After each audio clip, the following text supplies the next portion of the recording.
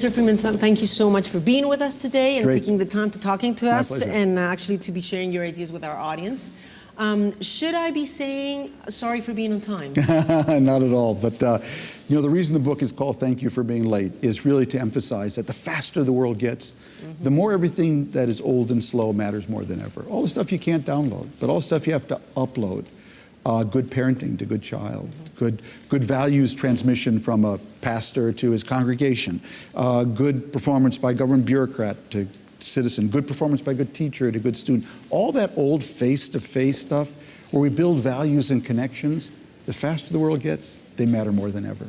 So what brings you to our country? I was invited to give a talk here by the foundation and at the Catholic University. And it's my first time in Chile. I've wanted to come here for a long time because I've had a lot of good book readers in this country. And I've always been intrigued by this country, this island, this very long, thin island between a desert and an ocean and a mountain and Antarctica. And I've been fascinated, and I've been here just a very short time, but I've had great conversations. And I think if Chile were a stock, Carolina, I'd buy it. I think it has a lot of good assets. There's a quality, there's a seriousness to the place, a seriousness about governance, a seriousness about markets, and a seriousness about paying attention to the biggest global trends and how they're going to affect this little island because you don't have the luxury of not, you know. And so I think there's a lot of good things to build on here. I know there are big issues as well, but if Chile were stock, I'd buy it. Well, that's really good news, being the relevant critic and person of opinion around the world. Let me just get that idea with what we were talking before, trust. Yeah. And you were saying that if Chile would be a stock, you would buy it. But there is a lot of trust that we don't have anymore. Right. Not here in Chile only, but in Latin America too. Do you think there is a way to rebuild trust? Well, I think there are sort of two things that I think are really important for a country. One is culture. And there is here a culture of hard work, of being serious about markets and competing in an open world. Wow, a lot of countries don't have that. And that's like you've already got that. I think the challenge for Chile is that this trust question, as politics fractures countries all over the world, mine, yours, everywhere else, having a high trust society and the leadership that nurtures trust, that's very important. I don't know enough about Chile to know that. I think the other challenge you're facing in miniature is the one we're facing in maximum, which is immigration. For the first time, Chile really has an immigration challenge, whether it's from Haiti or from Venezuela or Argentina or Peru. And learning to live with the other, we're all going through that. And my motto in America is that I'm for a very high wall with a very big gate. Okay, so I believe a country needs to control its borders, but I'm very pro-immigration because immigration brings you people with new energy and new ideas.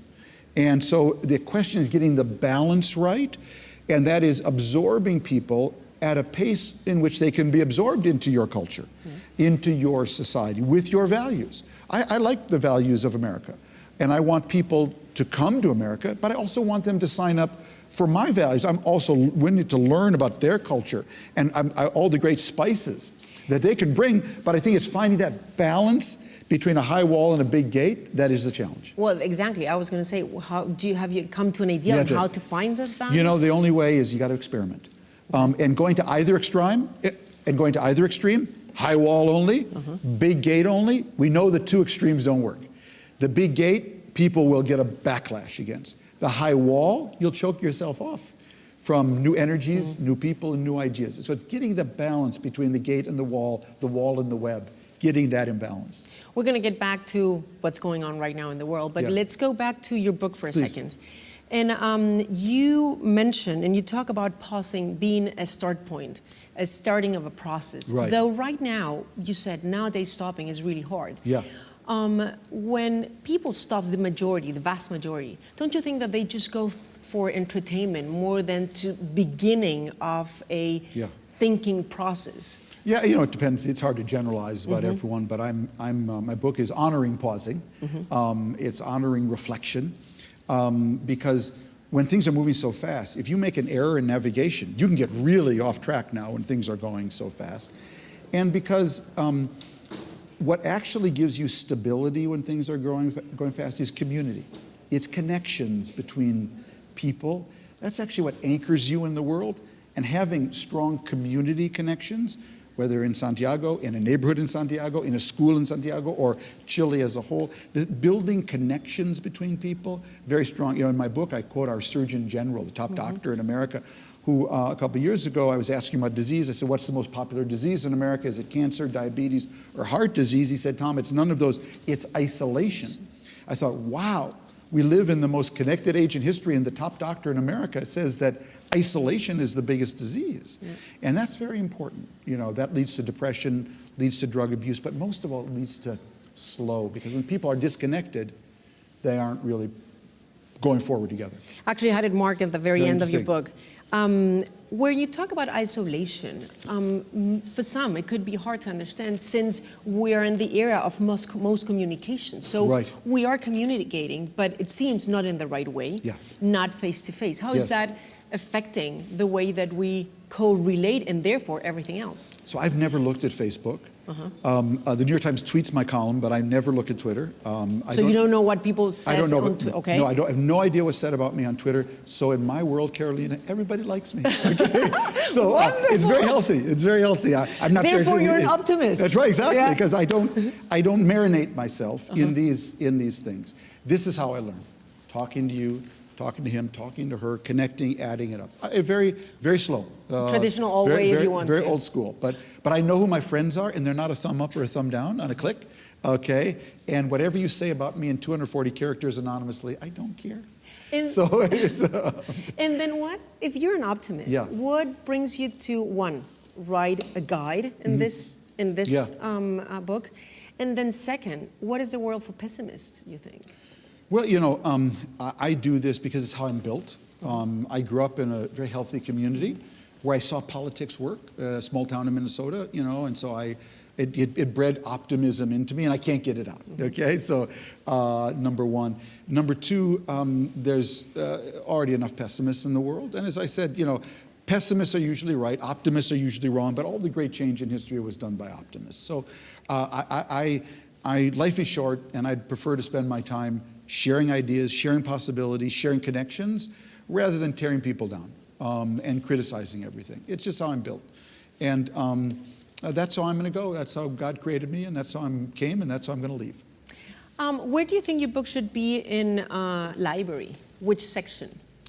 Well, that's a really good question. No one ever asked me that question before, and I've been asked a lot of questions, Carolina.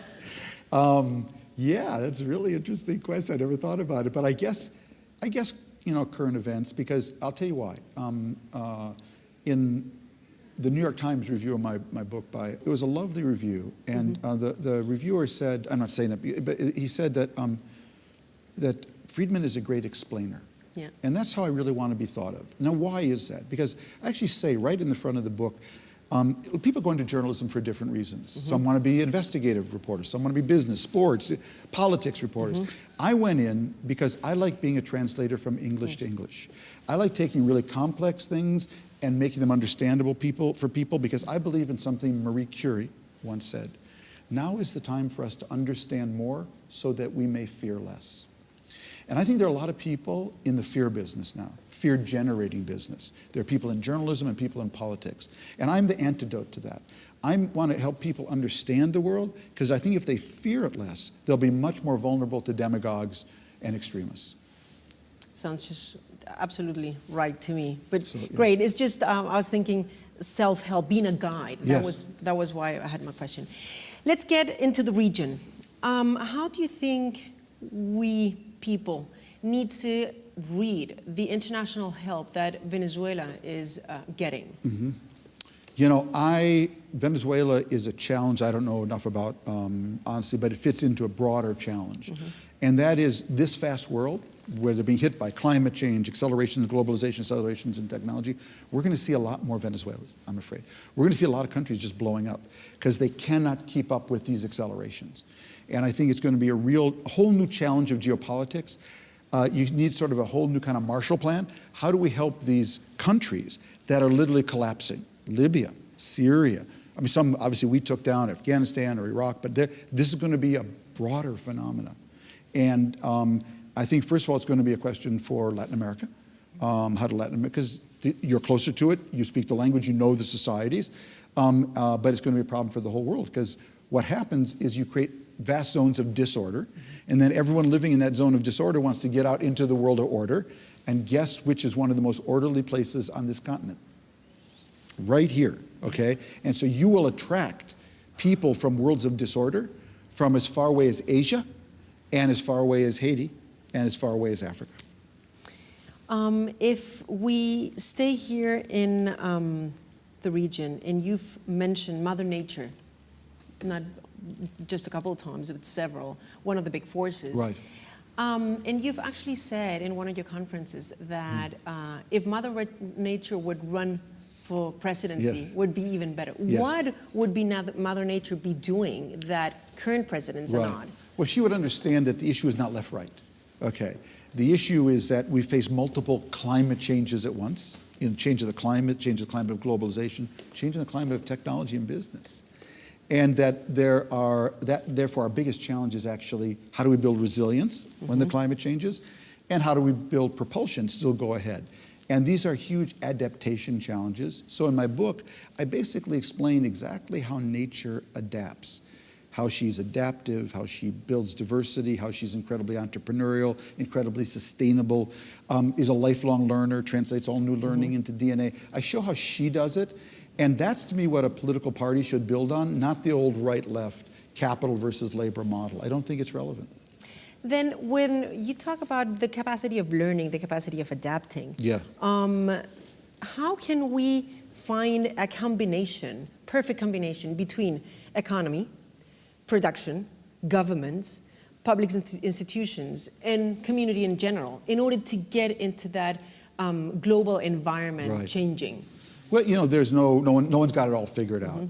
But the single most important life skill for a journalist, for kids, my kids, our students here at this university, Chileans in general, is to be a lifelong learner.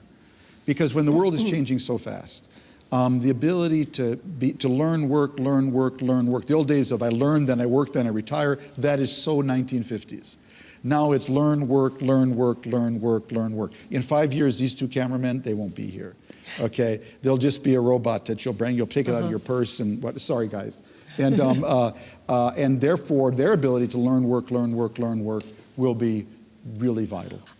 You've told me about how trust is just so important. What would be for you the survival mode for governments to keep on going, since you've said governments are not changing rapidly enough as the world?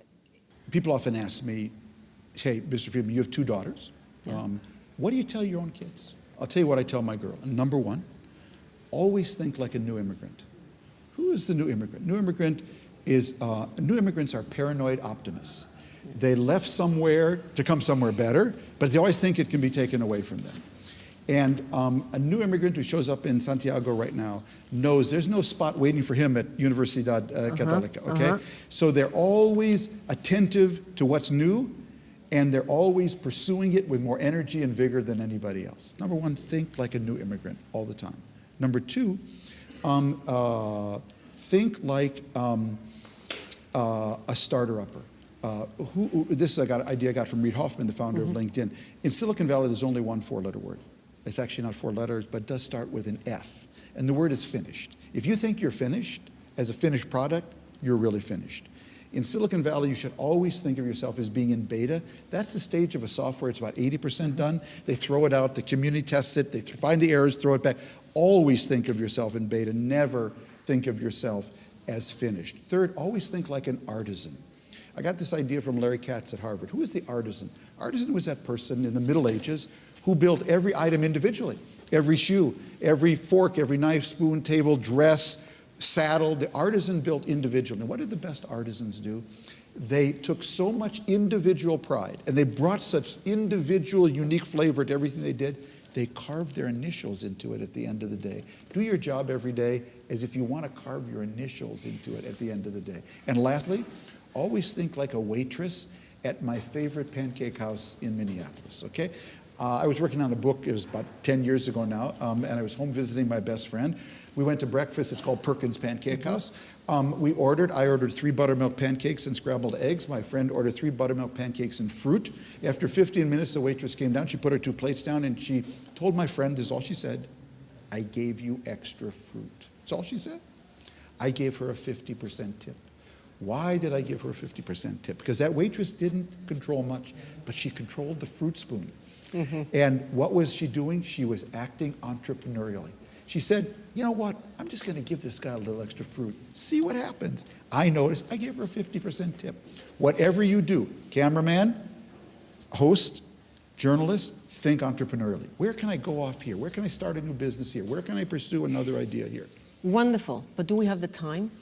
You have to. On a daily basis, I mean. You don't have a choice. Okay. Yes, yes. Lastly, how do you see elections next year in your country? I pray morning, noon, and night that Donald Trump will be defeated by a Democrat who understands what we need most in America, which is to pull the country together, to be a united country again, based on the values and norms and institutions that we've got from our founding fathers. I pray every day, 3 times a day, for Trump's defeat. Thomas Friedman, thank you so much for your time. Pleasure. Thank you, Caroline.